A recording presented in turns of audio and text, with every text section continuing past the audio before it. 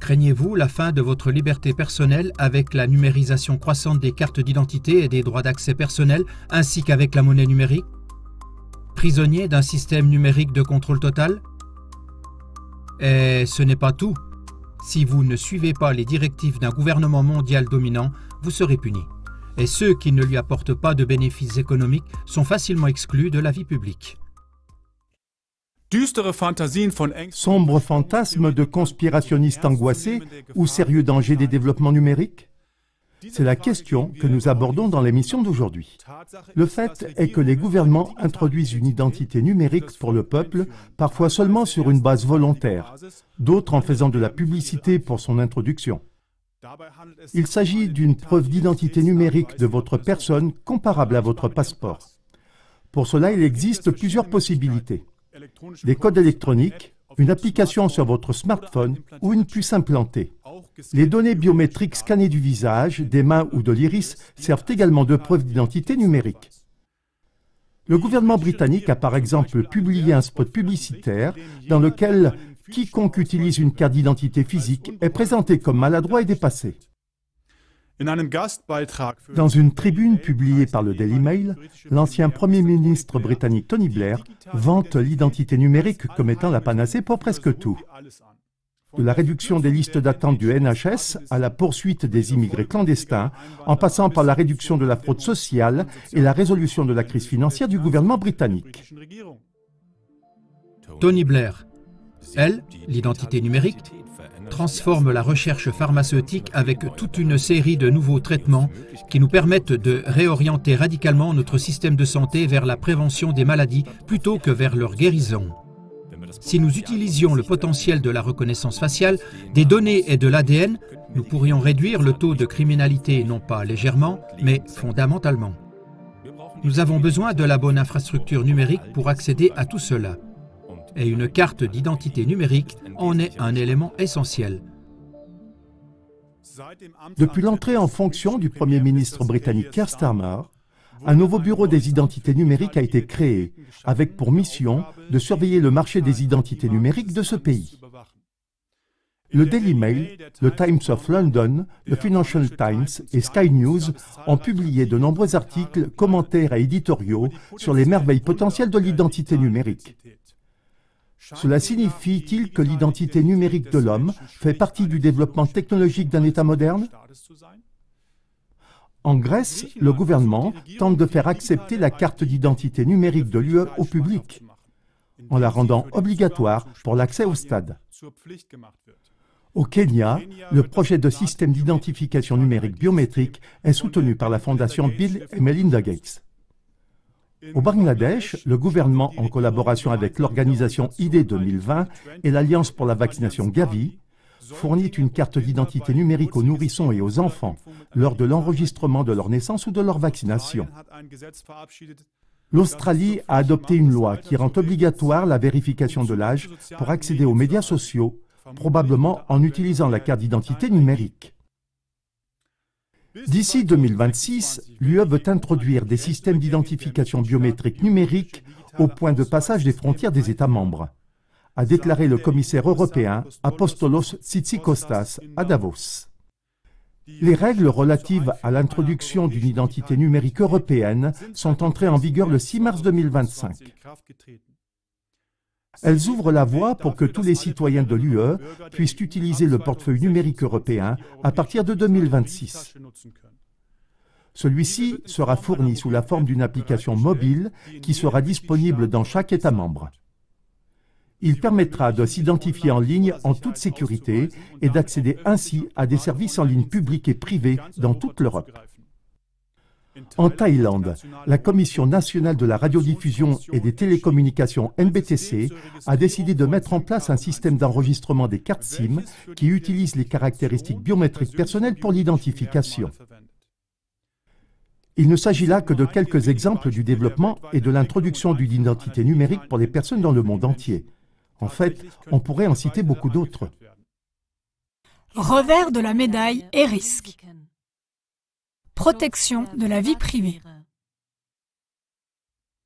La protection des données fait l'objet d'une grande publicité, mais en réalité, les arguments sur la protection de la vie privée ont moins de poids lorsque la plupart des adultes utilisent des smartphones dotés d'applications qui peuvent tout suivre, du nombre de pas effectués à la couleur des chaussettes achetées. Sécurité des données. La sécurité des données, c'est-à-dire les risques de piratage et de cyberattaque, constitue toutefois un problème à prendre au sérieux pour l'identité numérique.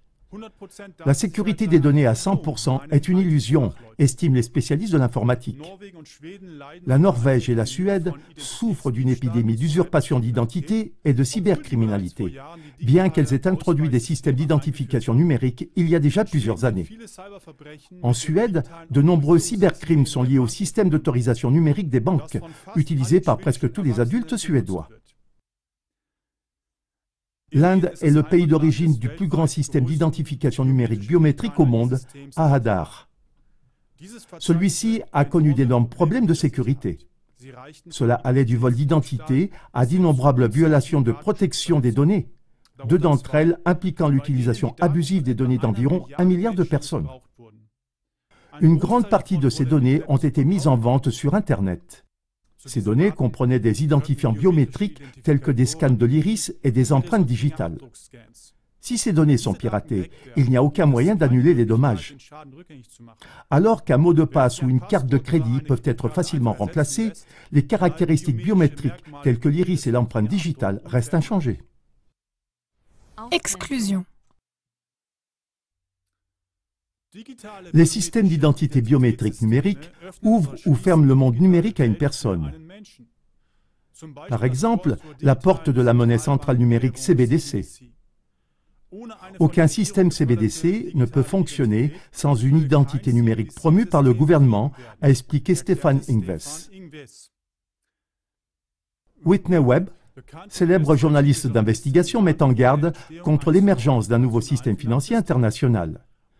Sans participation à ce système, on n'aura ni identité juridique, ni accès aux activités économiques. En pratique, on n'existera pas pour l'État et le secteur privé. Keivan Soufi-Saviage le prédit comme suit. Derrière ID 2020, par exemple, se cache le plan perfide de pouvoir harceler chaque personne dans tous ses besoins. Celui qui ne dispose pas du statut vaccinal actuel, celui qui dépasse l'empreinte carbone arbitrairement définie, celui qui ne se conforme pas aux narratives officielles dans l'espace public sera puni. Il se verra retirer l'accès à la monnaie numérique seule valable ou il sera arbitrairement privé de tous ses droits civiques. Contrôle total. L'introduction d'une identification numérique obligatoire pour chaque pays de la planète entière semble être devenue un objectif majeur. Il ne s'agit pas seulement d'un contrôle total de la population. Qui veut que vous ne puissiez plus rien acheter ou vendre sur Internet sans vous connecter avec votre preuve d'identité numérique? Qui a intérêt à ce que plus personne ne puisse aller à l'école, obtenir un emploi ou ouvrir un compte bancaire sans carte d'identité numérique? Les forces vives. Vous trouverez des indications révélatrices dans la réponse à la question « Cui bono ?» À qui profite une preuve d'identité numérique mondiale pour chaque personne? Qui en tirera un pouvoir et des bénéfices quasiment illimités? Depuis des années, de nombreux experts et analystes indépendants pointent du doigt les tireurs de ficelles qui sont à l'origine de l'imposition de l'agenda ID 2020 à l'échelle mondiale. Par exemple, l'économiste et analyste en géostratégie Peter Koenig cite la fondation Bill et Melinda Gates ainsi que l'Alliance mondiale pour les vaccins et l'immunisation Gavi, l'Organisation mondiale de la santé OMS, la Banque mondiale, d'autres agences des Nations unies et bien sûr l'industrie pharmaceutique et les ONG. En 2018, l'OMS a écrit L'ID 4D et l'Alliance ID 2020 se sont engagés à rassembler les gouvernements, la société civile, les organisations internationales et le secteur privé afin de mettre en œuvre efficacement les technologies d'identité numérique à grande échelle.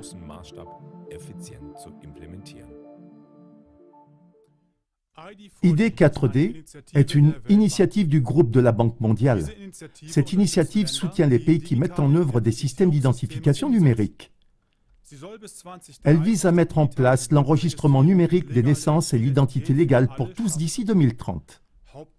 Le partenaire principal et le financier d'ID4D est à nouveau la fondation Bill et Melinda Gates.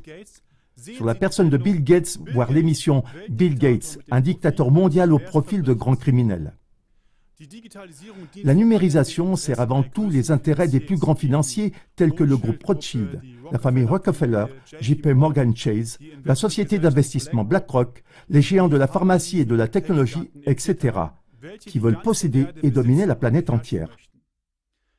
Dans l'émission Le monde dans le filet de la franc-maçonnerie, Ivo Sasek a montré les actes et les plans des puissants de ce réseau agissant à l'échelle mondiale et a résumé ce que CLA-TV a démontré dans des milliers d'émissions avec des centaines de milliers de sources sérieuses.